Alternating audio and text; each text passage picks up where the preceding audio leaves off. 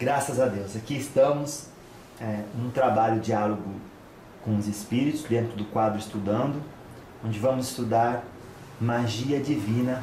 Qual que é o seu nome? Meu nome é Sandra Helena de Souza Pereira. Ô Sandra, qual que é a sua história? Como é que chegou a isso? Nossa, uma longa história de vários percursos, tá? Comecei como freira, né? Fui freira 7 anos, então sou filósofa e teóloga, biblista, é minha área, dou aula de Bíblia, de teologia bíblica e cristologia. Depois saí do convento, continuei meus estudos, terminei a teologia, pós-graduação e mestrado em ciência da religião. E eu estudar ciência da religião, estudando tipo de religiões, perfis das matrizes antigas. Eu tive uma aula na antropologia de magia e nos bastidores também fazendo reiki, fazendo terapias holísticas. De 2003 a 2010 por aí, acabei encontrando pessoas que eram magos, eram bandistas de matrizes, né, africanos. Eu acabei em 2011 chegando à magia divina. Nossa!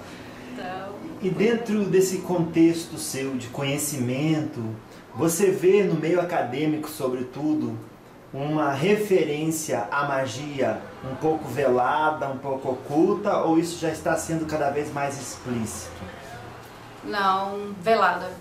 Velada, como estudar a primeira sistematização do conhecimento do ser humano, aí tiveram que falar que foi a magia.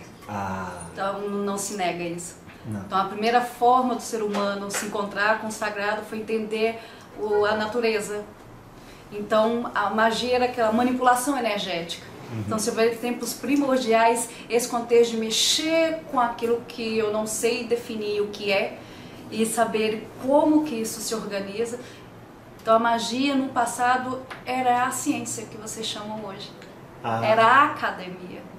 Era formas, vários temas, então grupos dominavam o fogo, grupos dominavam estudar a água, os vegetais ou seres trovão, e acabou uma compilação, porque era oralidade, então a magia, a ritualística. Então, se for olhar ao longo da história, falar de magia em si, né, divina magia, como assim, é entender todo esse processo de sistematização do saber humano.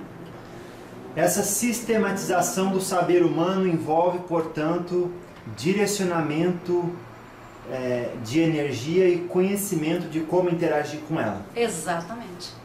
E, sobretudo, tentar entender quem está por tudo isso, quem foi o criador de tudo isso, que vai depois sistematizar a religião, religar. Há uma energia, uma força maior que nos proporciona toda essa energia e o conhecê-la para poder manipular. Então, será que é uma forma, é uma avenida de mão dupla, onde o indivíduo vai até a religião passando pela ponte da magia, ou será que é Deus que vem ao indivíduo encontrando através dessa magia? São caminhos distintos para ir chegar até o Criador. Distinto, mas irmãs. São vias paralelas, elas caminham juntas. Certo. Tá? Você vê o ser humano buscando a magia para se conectar com Deus, ou mais como aquela forma de se descobrir Deus? Vamos ver que a gente está definindo Deus aí, porque hoje em dia falar Deus dá até um desgaste por causa, não é, por causa das religiões, as maneiras, o abuso dos interesses humanos em nome do sagrado. Então Deus aqui nesse quesito do Criador. Quem é esse que orienta e governa tudo? Então há uma energia, um motor maior que orienta tudo isso. Aí se você está chamando esse de Deus, aí sim. Que Deus, na verdade, é um nome com a cultura deu. Pronto. Então é uma energia inominável que está movendo tudo e todos. Certo. Então a magia, na verdade, foi o primeiro processo de sistematização. E cada cultura, tendo acesso às informações, fizeram um método. Eu gosto de falar muito que a religião, mais que é um dono, um caminho, é um método. Então cada cultura fez essa releitura de chegar a esse Criador. Certo. Ok? Então se as duas podem ajudar. Tem gente que se afiniza com ritualística, tem gente que se com estar reunido com o grupo, louvando, compreendendo como se dá essa sistematização do seu sagrado. Outros vão ser mais pelo saber, pelo conhecer, aí volta a ideia da ciência, mais pelo estudo, mas eu tenho essa liberdade de escolha. Então a magia ela te dá essa liberdade, tanto do que entrar num dogmatismo ou na institucionalização sagrada. Você vai observar, a religião ela é uma sistematização de um saber, um grupo, uma cultura, um tempo determinado. Claro. Ok? Então você percebe as pessoas lidando com magia para que ela sirva como ponte até o seu sagrado, ou para que ela ali se descubra e seja, no caso, o Todo-Poderoso capaz de manipular a energia e fazer o que quer? Pode acontecer as duas coisas, cabe ao livre-arbítrio. Cabe ao livre-arbítrio. Sim. Chegar a esse criador, sim, mas sobretudo é um meio evolutivo, então é pessoal também. Agora, o que você vai fazer com essas ferramentas? Aí são outros 500. O saber é dado.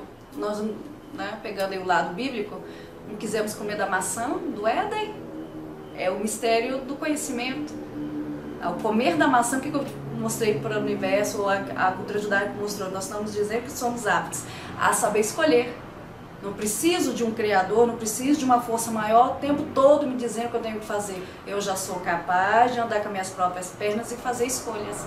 Já sou capaz, entendi, claro. Entende? Dentro do estudo bíblico, agora com esses seus estudos, a senhora percebe também que no passado se fazia muito magia e não se falava?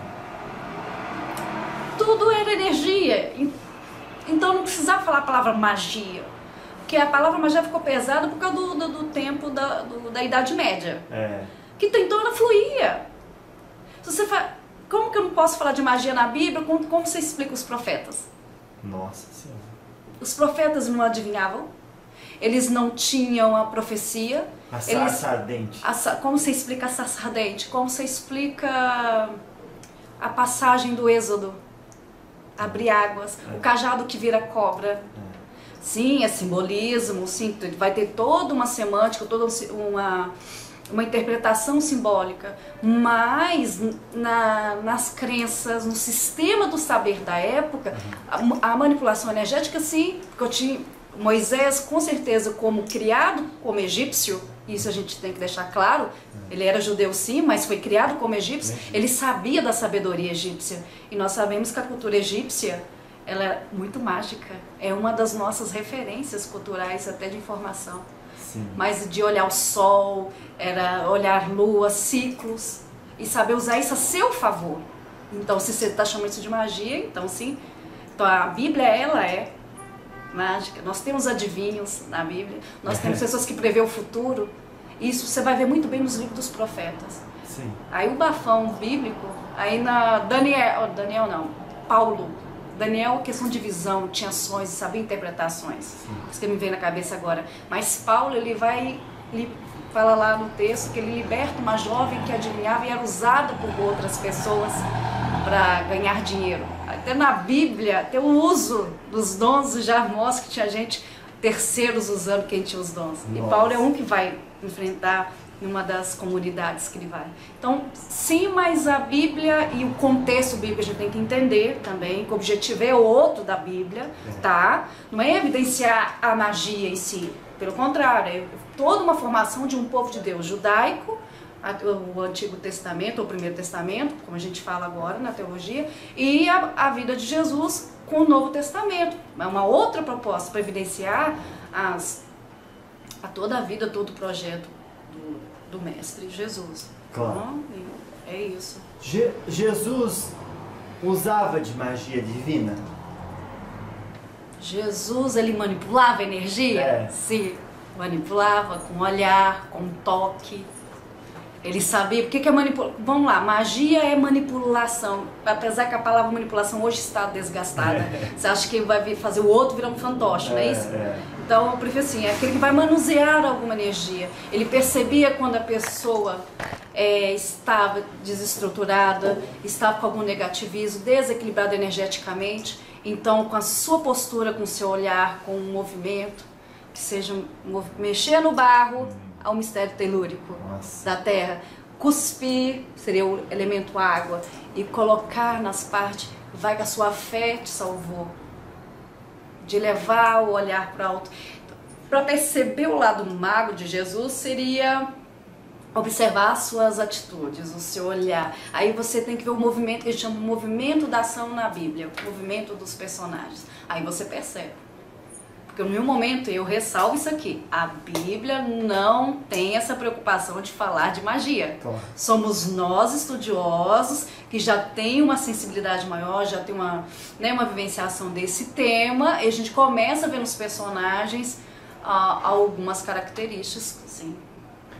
A partir de qual momento a senhorita se aprofundou mais em magia e qual é a referência para você? Como eu disse, foi terminando o mestrado, que eu terminei em 2010, né? Que eu trabalho a simbólica do mal, então fui eu pesquisar simbolismos do mal, né? Um teatro porriquet. E eu fui fazer reiki. Sim. Porque é muito sensível, dependendo da situação do lugar, passava mal, ficava muito irritadiça. O famoso Bob Esponja, que absorve tudo. Aí faça reiki, vai te ajudar. E na turma dos colegas do reiki tinha gente que fazia magia. E como eu sou professora de ensino religioso, que é a minha cadeira, junto com a teologia, eu dou aula sobre hinduísmo.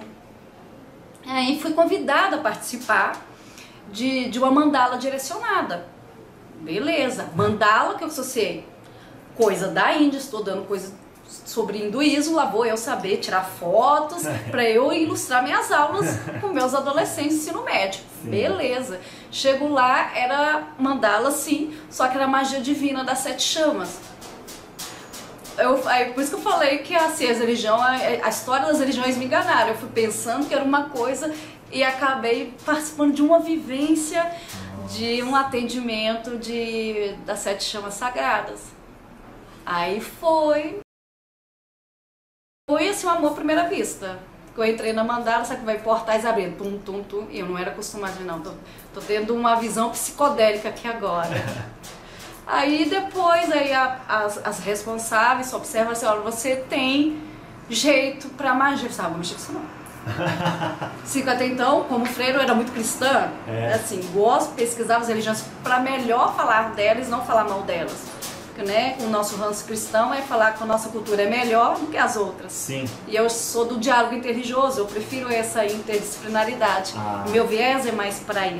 Claro. Então, vivenciando isso, foi aí que começou. Isso foi em 11/11/11. Nossa! Então, parece que estava escrito, aparentemente, né, com essa questão dessas profecias.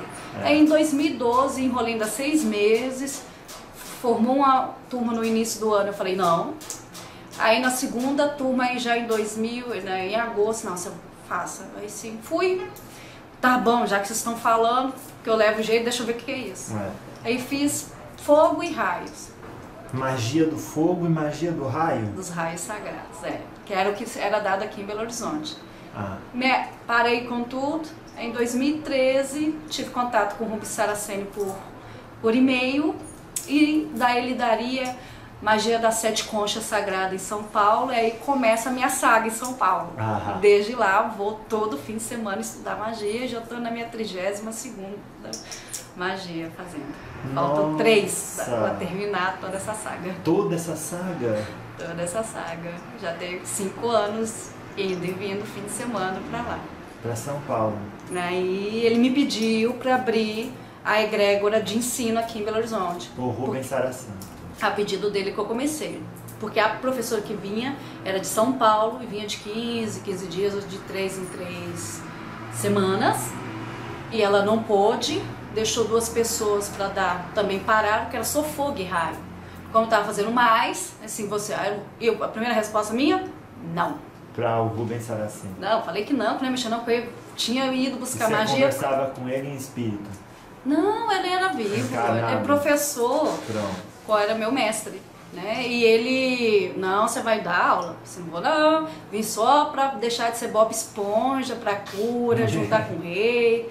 Se não conseguir no rei que eu faço com a magia divina, foi a princípio isso.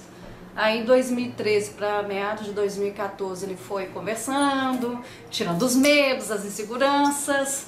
E em agosto de 2014 não consegui dar aula em Belo Horizonte, me jogou para Espírito Santo. Nossa. Dando luzes, cores e conchas. Aí eu fiquei sem graça. Como que eu dou aula no outro estado? Saí de Belo Horizonte, estudava sábado em São Paulo, domingo estava no Espírito Santo dando aula. E sim, em Minas, ele pediu para Minas, agora perdi meu argumento, porque se eu estou dando aula longe, posso dar aula na minha terra. Aí eu comecei lá em agosto, em Espírito Santo, lá para outubro eu comecei com fogo, aí já sistematizado, já elaborado com ele. Aí começamos o Núcleo de Magia Divina, Círculo do Oriente Luminoso. Esse é o nome da minha escola magística, da minha responsabilidade em Belo Horizonte. Belo Horizonte. Isso começou quando? Outubro de 2018. 18. Ó, 2014. Pronto, isso que eu queria falar. Então, 4 anos atrás. Vai fazer 4 anos agora em outubro. Claro. Então, a primeira magia que a senhora aprendeu foi das conchas, é? Não, aqui em Belo Horizonte, como eu disse, fogo e raios. Não, mas lá, em São Paulo. Em São Paulo, diretamente com quem gerou toda a magia divina foi com conchas. Eu comecei com ele. O que é isso? Como é que é isso? Você determina que as conchas, a partir de agora, vão ter uma função, que é ligada com o seu mental. E aí elas reagem assim? Nós aprendemos a usar as suas energias, na verdade os elementos, a nosso favor. Dependendo do movimento que eu faço com a concha, eu posso absorver uma energia negativa, eu posso irradiar coisas boas. A questão, Jefferson, que você pode até fazer as perguntas sobre cada magia, só são mistérios fechados. Não, claro. Só coisas mais abertas, coisas mais específicas eu não falar, que só dentro do curso, quem está fazendo é que pode tá adentrando, como que faz isso? Não, que movimento é esse? Qual tá? é o movimento? Sim. Mas assim, para entender, vocês usam um objeto e ele faz uma função que vocês determinam. Tem vela. Sim. Nós chamamos de magia elemental, temos as magias elementais. O que é isso? São magias que eu preciso de algum elemento para poder manipular a partir dele a energia qualquer um. A favor daquilo que a pessoa está precisando. Entendi. Então, o que a magia pode fazer em favor da pessoa? Tá? Por exemplo, com uma vela acesa. Na verdade, eu até brinco com meus alunos que nós não somos magos da parafina. Nós somos magos da chama. Da chama. Né? Das 7 chamas sagradas. Então, com ela acesa, então eu imanto, eu levo ela para o alto e com essa chama eu vou pedindo para envolver toda a pessoa, vai limpando, purificando. E nós, na verdade, investimos, o mago tem que aprender o quê? A ouvir que a pessoa precisa, tá? E através de pedidos, comandos, a favor da pessoa, a partir do elemento, que pode ser uma vela, pode ser uma pedra, dependendo dos graus. Se ele tem um grau, eu só vou usar o elemento daquele grau. Por exemplo, as chamas aqui que está na minha mão. Com essa vela eu vou pedindo para limpar a casa, limpar o lado profissional, o lado afetivo da pessoa. Tá? Entendi. Beleza? Claro. Então, quem idealizou e materializou o colégio Tradição de Magia Divina? Rubens Saraceni foi o materializador. E seu guia espiritual é Seima Ramseye, que é o nosso pai, nosso regente, guardião astral, tá? Que é um mistério da lei, da fé e da vida que orienta toda a sistematização de magia do universo. Então você comentou magia divina, né? A divina por quê? Existem várias escolas iniciáticas. O Rubens não fez nada novo, tá? O que ele trouxe, na verdade, é renovar e ressignificar a magia e fazer um sistema de estudo, de práticas, de renovação e de harmonização energética. É divina no quesito que só trabalhamos com o lado positivo da energia.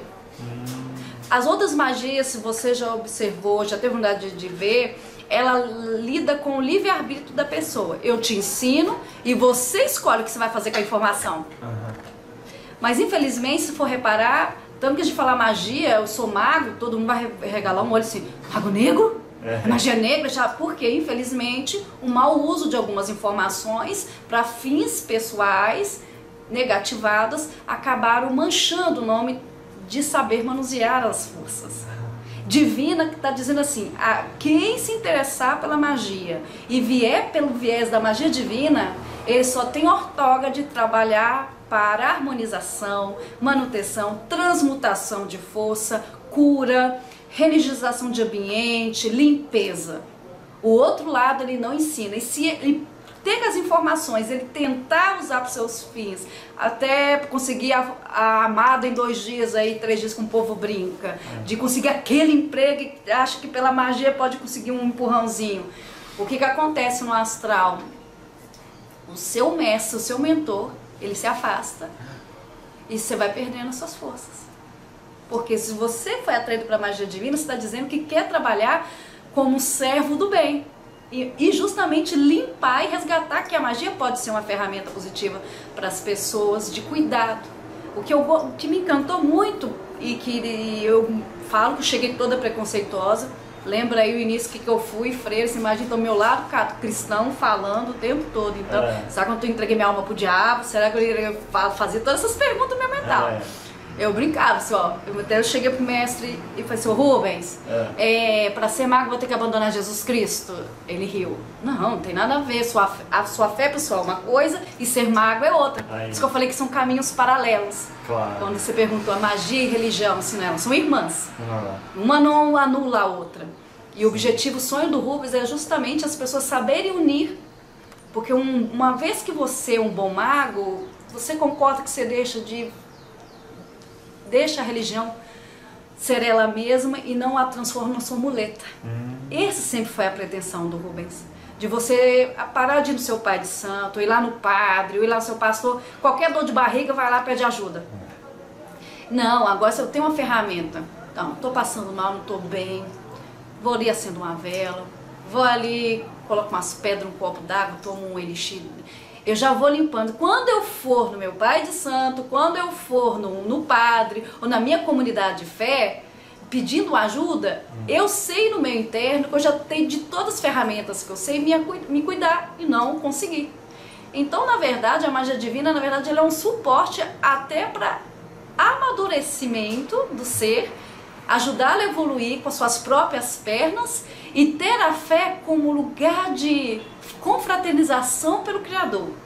Não vou lá, aí eu tiro o comércio, né, da religião, tiro.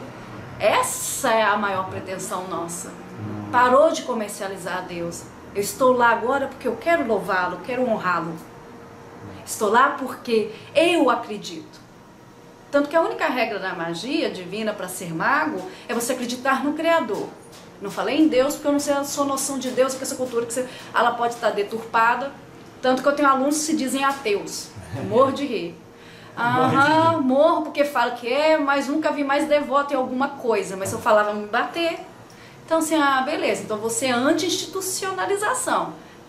O discurso de tal instituição religiosa você não concorda. Então sua briga é institucional e não com o divino. Assim é mesmo, né? Então assim, mas não me preocupe. E a magia divina, o Rubens sentiu a necessidade, e a pedido dos mestres, em 99 que ela nasceu, tá? Justamente para ser esse viés dessas pessoas que gostam da espiritualidade, gostam de estar em contato com a sua essência, com o seu sagrado, mas os métodos que estão aí, ele não se identifica. E o que fazer com esses seres? Eles também estão nessa busca interna e não sabem como. Então a magia divina vem como ser essa via paralela. Olha, já que as religiões estão aí, os métodos você não se reconhece, uma maneira de você servir o bem, você não precisa falar que é criador, servir o bem, e ajudar nessa manutenção da luz do universo, você pode ser um servo dessa luz e manipulá-la para o bem, seja para você, seja para o outro. Eu costumo muito dizer nas aulas que você dá trabalho para Deus ou você trabalha para Deus. A magia divina é para parar de dar trabalho e começar a trabalhar. É isso que eu gosto muito de comentar.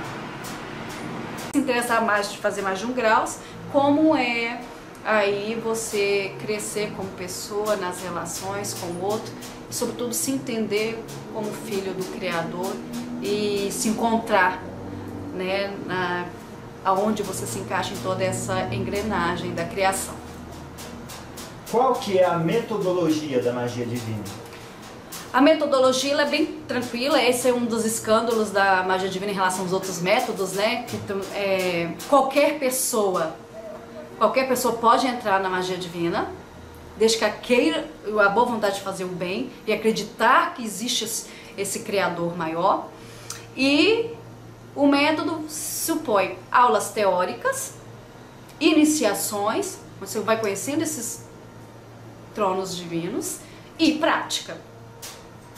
Nós temos aulas práticas também, até para você saber os movimentos, tá? Claro. Qual é a fonte que sustenta a magia divina? A fonte que sustenta a magia divina é o Criador e seus divinos tronos. Certo. Então precisa existir uma forma de comunicação com o Criador e seus divinos tronos? A forma é o método como você vai acessar essa informação, porque cada magia tem uma maneira de exteriorizar o que esses tronos querem de você, como manuseá-los. Entendi. É como se dissesse assim, para você se comunicar com a existência, seja tudo o que você pode ser em cada momento. Exato. Ah. Só que no seu melhor. Ah lá. Sim. Por exemplo, no caso do animal, o gato, enquanto ele está miando, ele está fazendo o que ele veio para fazer, o que ele sabe fazer. Então ele está conectado ali com uma existência que é para ele, está no caminho dele e dessa forma se comunicando com o todo, é isso? Sim. Entendi. Claro. Então, se comunicar, a senhora diz, compreender o método e aplicá-lo. Sim. Não precisa ter mediunidade, como foi dito. Não precisa. Por isso que tem o lado do estudo. Aham. Ok? Porque tanto que tem algumas magias, a maioria o Rubens não deixou livros. Ele, para ajudar, até para divulgar a magia, ele deixou 6 livros. Tá? Magia das 7 velas sagradas. Eu trouxe até alguns aqui, se quiser que mostre. Tá? As iniciáticas que nós chamamos. Tá? A primeira magia aberta por ele, a magia das 7 velas sagradas. Sim. É a primeira, a base de todas, que é a parte teórica. Tem mais livros, isso aqui é só para saber o que é chamas. Então, só um parede, se alguém comprar esse livro, basta? Não. Uhum. Depende. Por exemplo, esse tem os mistérios dos livros. Os livros, como tem, são 6 livros que ele deixou. Se a pessoa compra o livro, ele pode praticar o que o Rubens está falando aqui? Pode. Mas aqui esses livros estão imbuídos pelo mistério da fé. Se ele acreditar, aqui está falando colocar 8 galinhos de arruda, uma vela branca no centro é bom para cura. Vou lá ver se isso mesmo, vou lá, faço, estou passando mal, coloco. Se ele acreditar nessa informação, ele vai acessar, ele pode conseguir a graça sim, a bênção. Só que o mistério, para atender outra pessoa com essas informações, ele já não tem, porque ele não é um iniciado. Então o livro já foi pensado justamente uma maneira de divulgar também a magia divina para uso pessoal. E infelizmente, Jefferson, ainda tem gente que pega esses livros, faz cursos e dá aulas falando que Pode-se dar um exemplo de comparação? Um reiki eu posso ler o que eu quiser, mas se eu não for iniciado... Exatamente, tem que ter. Né, eu passar o processo. A segunda magia aberta por ele foi as 7 pedras sagradas. Tá? Claro. Foi as 7 pedras, foi o segundo, né, que ele já trabalhou com as pedras e se for olhar na história da humanidade, bem divulgada e bem conhecida há milênios. 7 pedras seriam cristais, Cristais e minérios. Todo o reino mineral, como utilizá-los. Desde uma pedra bruta até um pó de uma pedra. Como usar a seu benefício. E se for olhar, que seja minha novidade, até as outras culturas e outras magias trabalham, você vê que questão de amuletos, acessórios, Que as bruxas usavam. As bruxas usavam, o Egito então que o diga, repara, então tem culturas que dominam muito bem o minério, os mistérios dos cristais e dos minerais. Agora, como usar isso para harmonizar, como usar isso agora como proteção então, como defesa? Então, a chama ela é boa para quê? Para consumir, eu falo que fogo para mim é anti-vampiro, energético, o vampiro tem medo de fogo. Porque cada magia ela tem a sua peculiaridade. Pedras já vai iludir defesa, harmonização. Então, cada grau tem os seus mistérios. E a terceira, por exemplo, as 7 ervas sagradas, tá? Que aí já é indo para os reinos vegetais, qualquer vegetal. Ou qualquer parte de um vegetal. Como usar uma planta toda, de um galho a uma raiz a seu favor. E uma das magias mais práticas, ou você não tem um feijão, não tem um arroz dentro da cozinha. Essa aqui é bem bruxa, viu? Caldeirão, te alude o quê? Realmente. Acesse então memórias até de outras culturas, a cultura Wicca, não gosto muito de falar, prefiro falar celta, nórdica. Você vai ver que o norte da Europa dominava muito bem os mistérios das ervas. O que eu digo é o que aconteceu na Idade Média. Por que se chamava bruxas? Eram aquelas que dominavam as plantas, mas não era um saber oficial daquele momento. Estava deixando. O bruxo ficou por isso. Né? Tinha um grupo que era o oficial, era por isso, tinha que passar tudo. E tinha um grupo nas margens da sociedade que curava, libertava, resolvia os problemas melhor do que os oficiais. Aí eu tenho que matar mesmo. Não? Tem algum caso específico que você lembra de aplicação da magia que houve resultado verificável? Houve, sim. Foi em Espírito Santo, esse eu gosto de contar. Eu estava dando aula, aí no final do curso, uma aluna minha, que tem um terreiro, ela levou uma senhora com a mão toda perebenta. E ninguém, uma lixa, uma alergia, lembrei a palavra correta. Uma alergia que ninguém sabia o que era. E já tinha tentado de tudo, assim, eu não consegui, minha mestra consegue. Aí foi, aí me veio trabalhar, porque isso aí, quanto mais graus você tem, você silencia, na hora que você entra em contato com o seu mestre de magia, é para pedir intuição, assim, o que eu trabalho com essa pessoa. Ele te deu a dica, ele sai de cena, é você que monta, ele só tá ali assessorando mais de longe. Né? Então o que acontece? Me veio trabalhar com ervas, então fiz uma mandada de ervas, fui pegando mato de tudo que tinha lá no terreiro lá de fora, deixa eu ver as plantas que vocês têm aqui para montar, e macerei um pouco das ervas e passei no braço da senhora.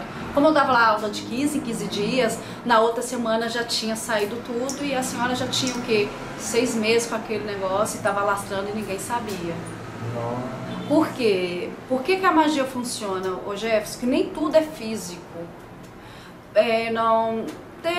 Tem terapias energéticas, vibracionais mostram isso. Porque a doença ela já começa no espírito da pessoa, no energético. Então a magia que ela fez então aí nesse caso, eu usei o concreto, usei erva, usei um líquido, eu macerei, coloquei o sumo, sim, coloquei. Mas eu fui pedindo, se por acaso foi de ordem energética, foi um pedido, alguém que está vibrando negativo e está materializando no corpo dela em forma daquela lixa, que seja recolhido.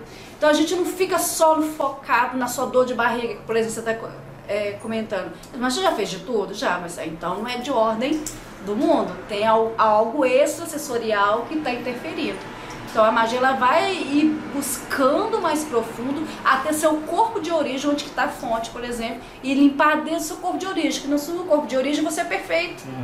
Então foi entre o seu corpo de origem e o seu corpo materializado físico, eu estou vendo aqui agora na minha frente, aconteceu no meio do caminho alguma intercepção de energia. Aí se pede para limpar. Qual a sua reação se alguém me procurar para fazer uma magia de maldade para alguém? Desculpa, eu não trabalho com isso. Curta e grossa. Você vê, já aconteceu muito, sobretudo para amarração. Terminei com meu namorado, eu queria voltar para ele, eu já olho para a pessoa assim, olha, sinto muito, não sei o que você sabe de magia divina, você já viu o divino, já deve lhe intuir alguma coisa, mas nós não trabalhamos com esse tipo de pedido. Agora, se você quiser, que eu também não sou bobo de deixar a pessoa sozinha, agora, se você quiser para o universo, fazer uma limpeza energética e ver se você separar por interferências, vibrações de terceiro, de outrem, e que indevidamente vocês foram separados, para limpar essa energia, pode contar comigo. Agora, induzir a ele, firmar para que ele comece a pensar em você, ficar igual um louco atrás de você, por exemplo, alguma louca atrás de você, isso a gente não trabalha. Limpar os caminhos, sim. O que são os tronos de Deus? Os tronos de Deus são nada mais, nada menos, bem tranquilo de falar, as qualidades divinas. Por isso que eu falei fé, você falei amor, justiça, são a exteriorização do divino. Claro, na forma que a gente consegue compreender. Isso enquanto valores, mas eu posso também, de novo, falar tronos através de elementos. Quem são os tronos? Olha, elementalmente falando, são os cristais, são as ervas, são as pedras, são a terra, as águas, o fogo, o ar. Vocês não usam animal para magia? Na magia divina a gente não mexe com animal. Porque teria que sacrificar a vida. Não trabalhamos com com axé vermelho, não trabalhamos com a força do sangue. Mas e se, assim, não tem uma forma de usar o animal sem ter que matar ele? Tipo, o gato que suga energia e limpa o ambiente, o gato preto? Não, pelo contrário, gente, é mais fácil fazer uma mandala e a pessoa pega o gatinho e coloca ele, já que ele naturalmente é um limpador de pessoas, limpa ele também que ele merece. Por conta, nós resgatando que na magia divina, algumas magias, que eu não vou poder citar os nomes, tá? Nós trabalhamos com resgate de almas dos animais usados indevidamente em sacrifícios. Eles têm um motivo de ser. Seres vivos, eles têm um motivo de existirem, não para ser cobaia de outrem. Tem outras maneiras, outros tipos de manipulação energética para se trabalhar sem precisar usar o matar. Tem muita gente que está assistindo e gosta dos animais muito. E ficar sabendo que vocês resgatam é um alívio. E tem lugares em São Paulo, que eu posso falar mais São Paulo, que tem até atendimento para animais. Sim. Para limpá-los. Às vezes está doentinho, não está sabendo por quê, a veterinária não está conseguindo. Até fisicamente, não só as almas, a gente também até atende.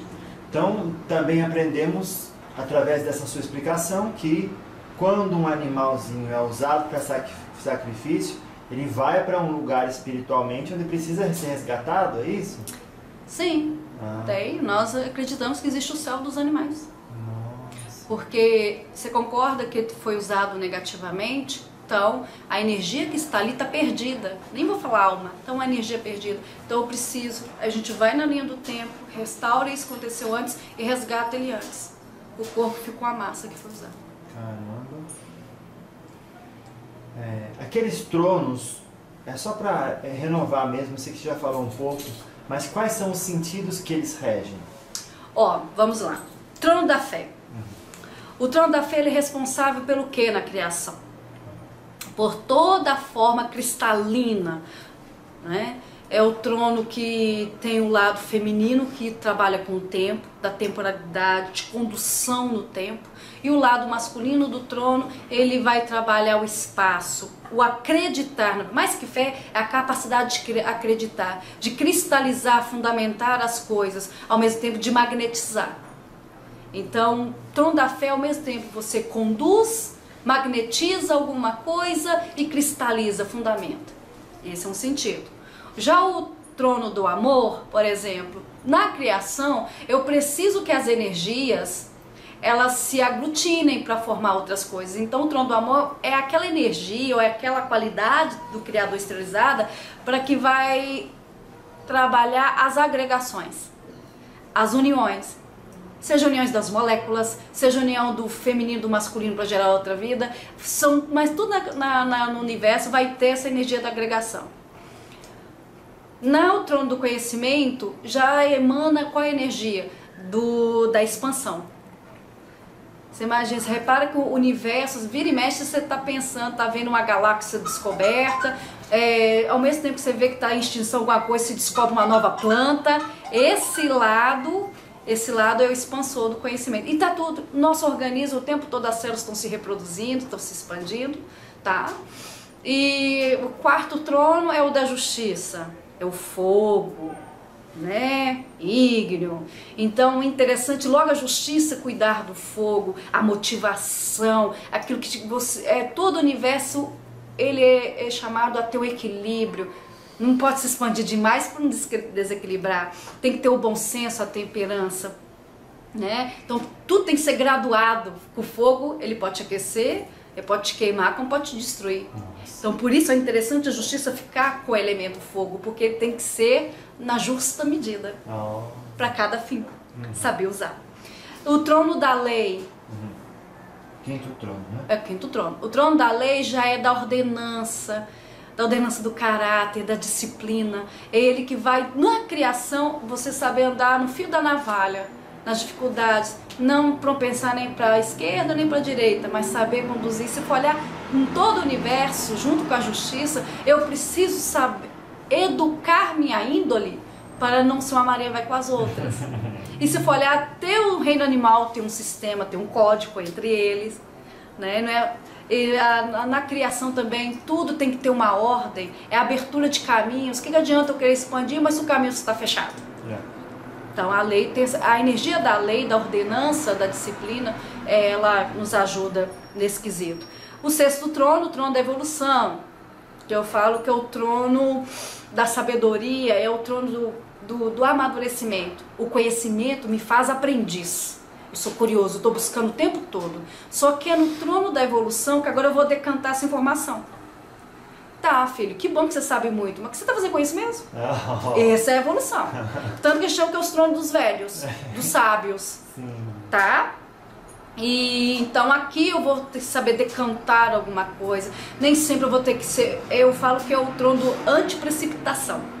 Não vai no roupante fazendo as coisas, não. Pensa primeiro, absorva, respira fundo, não dá uma resposta de imediato. Esse é o trono da evolução. Então eles nos convidam, é o trono da chama violeta. Se for olhar, tem várias terapias. Como que está em voga, a pessoa nem sabe o que é trono violeta, mas está mexendo o tempo todo com essa energia. É aquela energia que me convida, é o trono da cura junto com o conhecimento, mas uma cura de dentro para fora. Por que eu adoeci? Ele te leva à reflexão. Ele te faz sentar no troninho ali no banquinho, pensa na vida primeiro, né? E vai encaminhando. E o trono, o último, da geração, que eu costumo dizer que é o trono dos artistas. Por quê? É o trono da criatividade. É o trono do azul claro, das águas. Tá? Desculpa, o trono da lei rege o ar. Pensar, raciocinar. O trono da evolução rege as terras, o telúrico. Por isso que pensa primeiro. Você tem que ter fundamento, você tem que ter sustentabilidade. A sua fala, a sua ação tem que ter fundamento. Não se faz nada sem um princípio. E a geração vem aqui agora, então, como o Ministério das Águas, em Reino das Emoções, você também, nesse quesito, saber lidar com a sua própria emotividade. São nas emoções que nós criamos, geramos as coisas, e a geração nos convida, então, a criatividade no quesito de saber criar alternativas positivas em qualquer situação. É o trono da adaptabilidade. Então não tem essa, tá ruim, tá. Ou seja, o contexto tá ruim, você tá desempregado, a namorada foi embora e o que você vai fazer com isso? Por isso que você vê que a emoção, ela tá a 1000 por hora. O que eu faço com isso? Não desesperar. Que alternativa? Se não pode ser esse viés, isso aqui fechou a porta, qual é a janela? Então, por isso que eu falo que é o trono, é o azul claro. Se eu fosse brincar com as cores, eu poderia nomear. Engraçado que os tronos, se a gente conhecer ele por outras coisas, as 7 regências, você vê, tem as 7 fraternidades, a fraternidade branca eu poderia nomear, cada um você vai ver também. Pelas cores eu poderia brincar, pelos elementos da natureza eu poderia brincar de novo. Nada mais, por isso que eu prefiro falar, qualidades. E qualidade tem sinônimos. E pode ser ressignificados, mas nunca perder o cerne da... Esses são os tronos. Claro. Quais são os graus de magia divina? Não sei tudo de qual não. Não, os graus, na verdade, vamos lá. O Rubens oficialmente deve ter deixado uns 28 graus de magia. Por que eu falei que eu tenho 32? Porque tem graus que tem você estuda 2 mistérios ao mesmo tempo. Por exemplo, luzes e cores. E tem algumas magias que tem um nome, mas quando o aluno vai estudar, tem uns presentes no meio. É por isso, né? 28 graus. Mas assim, posso falar, o Oriente Luminoso, desses 28 graus, ele fez um leque de objetividade de ensino, né? Já que quer ser um núcleo, está dizendo que é um núcleo formativo, né? E na esperança mais na frente montarmos nosso núcleo de atendimento com sede fixa. Agora a gente está na fase formativa dos alunos. Então vamos lá, vou fazer uma sequência de 7 para honrar esses 7 tronos que eu acabei de dizer. Magia das 7 chamas sagradas é a primeira. Você não faz mais nenhuma magia sem ter fogo, tá? Então ela é do trono da justiça. Sim. Por exemplo. Então a segunda magia que eu mostrei no livro, aqui o livro das 7 pedras sagradas, alude o trono do amor, tem a regência do trono do amor. 7 ervas sagradas, alude o trono do conhecimento. Os 7 raios sagrados, volta de novo no trono da justiça, mas com uma outra objetividade de trabalho paralelo com fogo, tá? Mistérios diferentes, mas com a mesma regência tronal. A magia das 7 espadas sagradas, importantíssima, ordenança, é um mistério da lei. E também porque o nosso chefe espiritual é o mestre Seymour Ramseu, que inspirou toda a magia divina. Por isso que eu estou reforçando as 7 espadas, porque é a lei, o trono da lei que rege qualquer magia do universo. Tem que ter alguém ordenando isso, senão vira um caos. Então, por isso um ser da energia azul royal, digamos assim, eu brigo assim, você me deve ser azulzinho, fico brigando com esse todo de azul, eu não vejo, não tenho visão.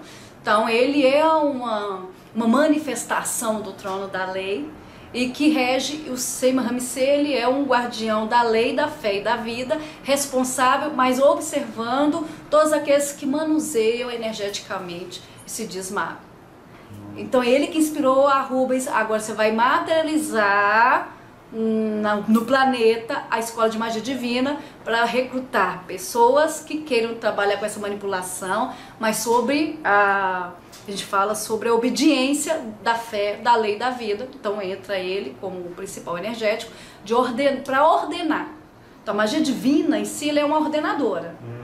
Existe vários sistemas, beleza, honramos, respeitamos, só que digamos que nós não confiamos muito no livre-arbítrio humano, porque a gente já sabe que nós somos perecíveis. Então a gente diz, olha, já te damos a regra, use para o bem. Mas o livre-arbítrio, tem outras escolas se você quiser. Se você se sente maduro aqui, a gente está querendo amadurecer o caráter, já que é lei, da pessoa, para que se torne um servo, um guardião desses mistérios. Sim. Tá? E aí entra a magia das espadas, tem a magia das 7 cruzes, que é evolutiva, do trono dos anciãos, que acabamos de falar. As 7 conchas, que aqui me levou, olha que interessante, aí dá para dar uma pista, porque onde que eu fui para São Paulo, falando, não falando, as 7 conchas é do mistério da criatividade, da geração, do mistério das águas. E tem 7 luzes e cores, as 7 luzes pertencem ao trono da fé, as 7 cores ao trono do amor. Mas tem magia dos dragões, dos gênios elementais, tem 7 fatores, 7 essências, tem 7 árvores, tem 7 oferendas. A última agora aberta para ensino foi as 7 árvores sagradas, que o Rubens, ele adoeceu, ele faleceu por causa, teve um câncer na garganta, então foi muito fulminante, menos de um ano ele faleceu, descobriu-se em 2014, em 2015 ele faleceu. E a gente fala que a magia das árvores ela foi materializada, porque já estava treinando, mas não tinha ainda escrito. Então ela foi materializada na dor, porque nessa auge de fazer quimioterapia, estava escrevendo. Então assim, uma hora antes dele falecer, ele tinha terminado, ele já estava pedindo os médicos para não dar remédio para ele, porque tinha que terminar. Ele falece uma hora depois de escrever a última vírgula de como teria que repassar a magia das 7 árvores sagradas. E pediu para recomendar que todos os terreiros a tivessem, porque vai chegar um tempo que não poderei, quem é da matriz africana, candomblé, umbanda, ele acredita que por causa da intolerância religiosa ou por outras coisas, não teremos acesso à natureza.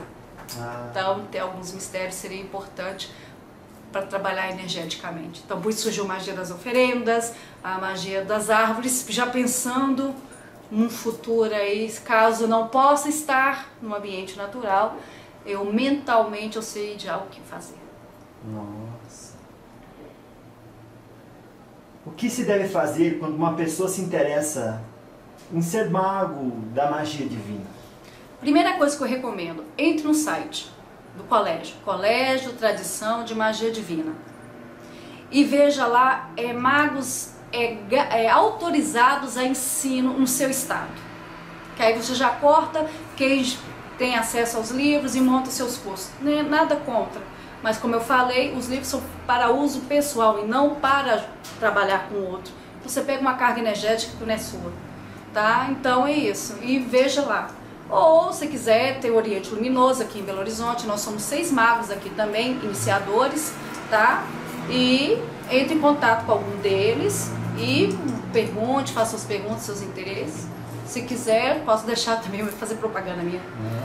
Deixar o telefone, tudo, pode entrar em contato, tem o Facebook, o Oriente também tem, que é o Reequilíbrio Holístico, fica à vontade. Mas eu ia recomendar, entre no site, leia, veja se isso que você quer, lá tem todos os graus, mesmo citando os nomes, tem o código de ética, tem o que é propósito, objetivo, e veja se é isso. E venha numa primeira aula inaugural e veja, sinta por você mesmo, assim, se o site não convenceu, fica atento, pega os contatos, marca a primeira aula, que a primeira aula é aberta, sempre a primeira aula do curso é aberta ao público, e ele sinta por você como seguir essa jornada. Será muito bem-vindo. Vamos ver se a gente consegue deixar o seu site na descrição do vídeo. E já estamos aqui nos minutos finais. Antes da sua mensagem final, quais são os benefícios da magia divina e de ser um dos seus iniciados, por exemplo? Os benefícios da magia divina. Equilíbrio energético, tá? Como eu falei, é você... uma pessoa que precisa ser atendida. Então, é abertura de caminhos, não é? Liberação de sobrecarga energética, ampliar o mental para compreender o todo que está acontecendo, tirar a confusão mental, tirar o peso emocional da situação também. A magia ela é boa para isso, para abrir horizontes, abrir os caminhos, desobstruir e desfazer condensações energéticas negativas. A vantagem de ser um mago é você tem tempo hábil nas suas mãos, uma ferramenta para fazer isso. Então, para mim, a magia divina ela é equilibradora, tá? E uma mantenedora de energia. Então, briguei em casa, no trabalho está uma densidade. Então, eu como mago, eu já sei o que fazer com a vela, com a pedra, para ir diluindo. Então, eu não acumulo negatividade. Então, essa é a vantagem. Agora, do Oriente Luminoso, assim, muito estudo, muito treino. Né? Justamente para poder você aí ter segurança de poder estar trabalhando, saber fazer suas mandalas. Porque eu não falei, Jefferson, existe uma diferença da magia elemental e da magia mental também, né? Da magia divina, tá? Tem. A elemental é essa que eu desfaço, um desenho, coloco os respectivos elementos, que se é fogo eu coloco as velas e ativo ela em benefício meu do outro que me pediu. Mas há magias que ela é só mental, não falo, não uso elemental. A elemental com gesto, com as determinações, eu já projeto para vocês. A mentais eu uso até a distância se for preciso a seu favor. Você pode estar lá na Austrália e te ver no contato, se eu souber quem é você, daqui eu ativo o que eu tenho que fazer com você lá do outro lado. Graças a Deus. Pedir sua mensagem final e que você aconselhe as pessoas se elas devem procurar se iniciar e se tornar um mago por amor ou por dinheiro. Bom, pessoal, se vocês gostam dos temas ocultistas, que na verdade acaba a magia entrando nesse tema, não é? Se você gosta de saber além do que lhe é falado, venha então pelo amor. Venha pelo amor, sim. A magia divina ela é uma ferramenta de ajudar para evoluir. O abrir caminhos, a prosperidade é um acréscimo, mas não é o objetivo dela. Ela vai te ajudar a você se equilibrar, de buscar melhores parcerias, sim, porque você está trabalhando a sua energia. Então você acaba afastando daquilo que não é tão bom na sua vida e vai abrindo espaço então para que melhores projetos, melhores pessoas, melhores energias se aproximem de você. Aí abre-se um campo, mas tudo tem que ser trabalhado. Esse é o objetivo. Se você se sente chamado, seja muito bem-vindo e venha fazer essa jornada evolutiva conosco. Mas para se ajudar e ajudar os demais. Aí vou voltar, meu lado cristão vai voltar no final. É igual Jesus falava, né? Buscai primeiro o reino de Deus e o resto será acrescentado. Então vê com essa disposição de fazer o bem. Cai todas as egrégoras de luz, todos os mestres, vai melhor do que ninguém sabe das nossas dificuldades e vai abrindo os caminhos. E se mesmo abrir está dificultoso, força e garra, disposição energética para continuar lutando, porque cada um tem a sua sina, tem seu processo para passar, mas com amparo, sozinha não se sente. Esse eu posso te dar o testemunho meu que me aconteceu. Antes de finalizar, uma coisa que a gente não falou. Existe perigo de se tornar um mago e a partir disso ser visado pelas ordens das trevas? Você já é visado pelas trevas. Então, o que você toma, na verdade, é consciência de que trevas são essas e como eliminá-las. Boa pergunta, Jefferson, porque tem alunos que falam assim, professora, comecei a fazer magia divina, minha vida virou um caos. Aí eu falo assim, com todo respeito, sua vida era um caos. Você começou a limpar o vidro e começou a enxergar. Foi isso. Agora você está vendo de onde está vindo a bordoada. É diferente. Por isso que eu falei muito de amadurecimento. Você amadurece sua visão, a sua intuição, sua percepção. Só que agora assim, agora eu não vou correr. Agora eu tenho velhinha, agora eu tenho uma pedrinha, agora eu tenho uma força interna que posso ativar. Tenho minhas defesas, proteção, eu sei o que fazer. Outra questão que pode surgir. Eu vou ter que mudar o meu estilo de alimentação e os meus costumes sexuais? Não. Isso é por isso que a magia divina, boa pergunta. Não, esses preceitos não. Um preceito ou outro, dependendo da magia, mas lá nos processos iniciáticos, só nos momentos, é pontual. No dia a dia, estou aqui com você, Jefferson. Aí do nada um dos nossos colegas aqui passa mal. Posso estar falando com você, eu posso estar trabalhando com ele. Estou aqui fazendo a gravação com você. Pela magia mental, eu posso fazer isso. Sim. Mesmo que ontem você tenha ido pra balada. Balada, antes de vir pra cá, comi minha feijoada, né? Comi bastante carne, nada. Ou na noite, transei com o meu parceiro. Nem depende disso. Porque o mistério está dentro de você, ele vai ser acionado quando precisar. Claro. Isso que é o escândalo da magia divina, porque tem algumas ordens que tem todo um preceito, tem todo cerimonial, tem toda uma ritualística. Nós também temos, mas o objetivo é a acessibilidade. Isso é magia divina. É as pessoas terem essa ferramenta de defesa quando elas precisarem. Até no meu ambiente de trabalho, só que eu vou pro banheiro, né? Porque você imagina eu começar a fazer um gesto, você está fazendo o quê? Isso é questão de descrição. Claro. Tenho que vestir agora com aquelas roupas de magro do passado. Não, gente, não precisa, pelo amor de Deus, não. Eu sou magra do jeito que eu tô aqui. É manipular a energia. Eu perceber o problema, ou com um olhar, com um gesto, ou que seja acender uma vela ali para enfeitar o ambiente. Mas já sei, eu saber o que eu tenho que fazer. Esse é o propósito da magia divina. Graças a Deus. Muito obrigado por essa oportunidade de estudo a respeito desse assunto consigo.